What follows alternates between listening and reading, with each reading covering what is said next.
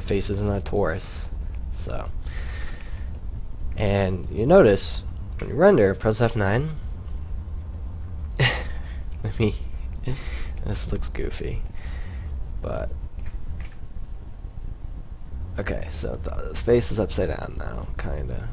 Let's just do this real quick. Okay, there's the face. The face is happy. You notice when you render, it's there. It is. But why isn't it? Why isn't that it there on the viewport? Why is it green? Why? Well, by default, this button is turned off. If you turn it on, it'll do that.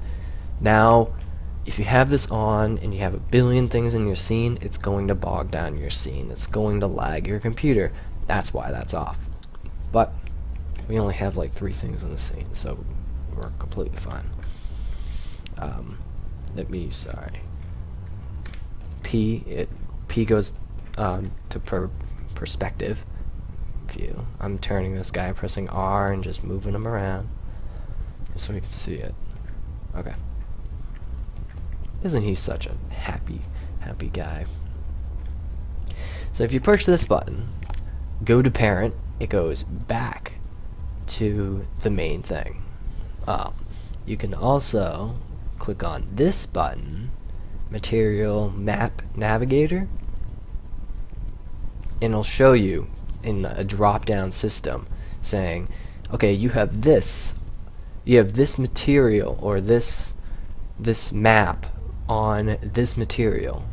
Same with this. So if I select, if I make a billion more, so if I go to specular level,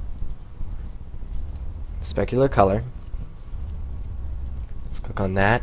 You can choose whatever you want, but for right now, I'm gonna try to find tiles. Tiles is a good one because if you look at the thumbnail, let me up the tiling. Let's make it a good even number, 10 by 10. Let's go down to advanced down here. We're gonna make that gap bigger. Make this 2 by 2. 22. Whoops. 2 by 2. Now, if you look on over here, whatever is black will not be specular, will not shine in the sunlight. Whatever is white will shine in the sunlight. Also notice over here, like I was saying before, there it is. So you can go back, or you can just go, back and forth, back and forth. I usually don't have that open because it tends to bog down your system. But back to the lines are black, the cubes, the squares are white. Notice over here, it's gray and gray. We can change that. Change that to white. See, it's more specular. Change this to black. Be way less specular. See. Let's hit the back button.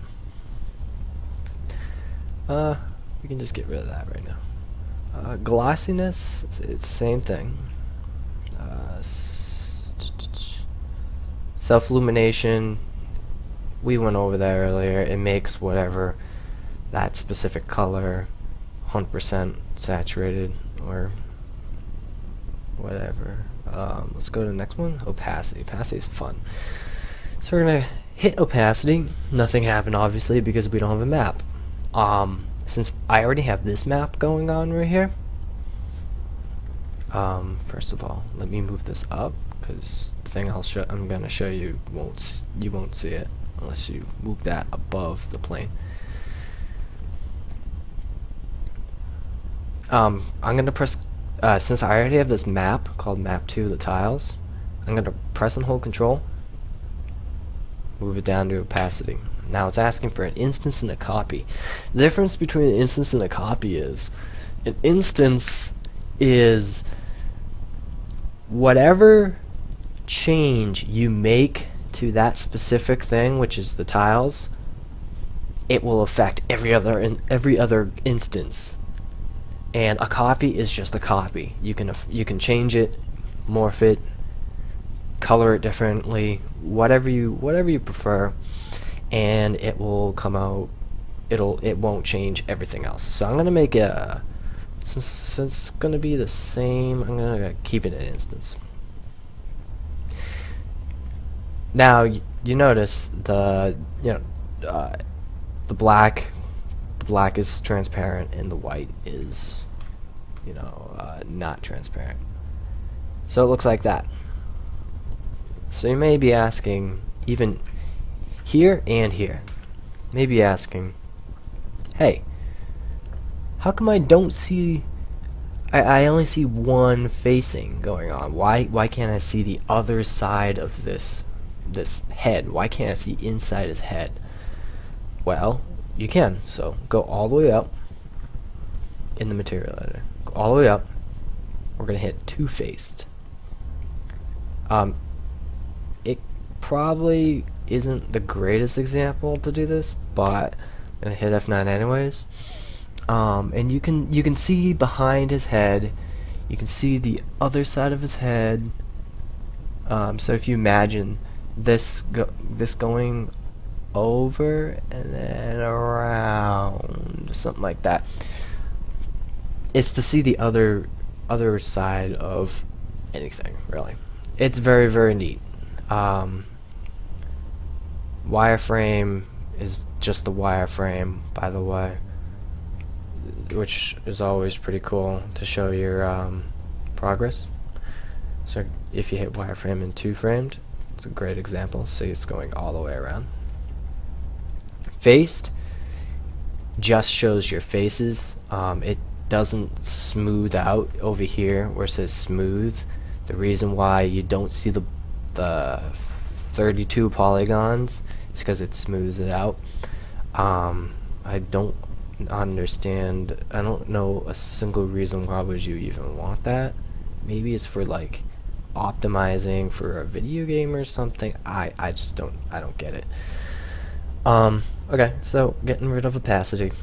Bump is great. Bump is pretty cool, but at the same time people overuse it like a lot. I use bumps in everything.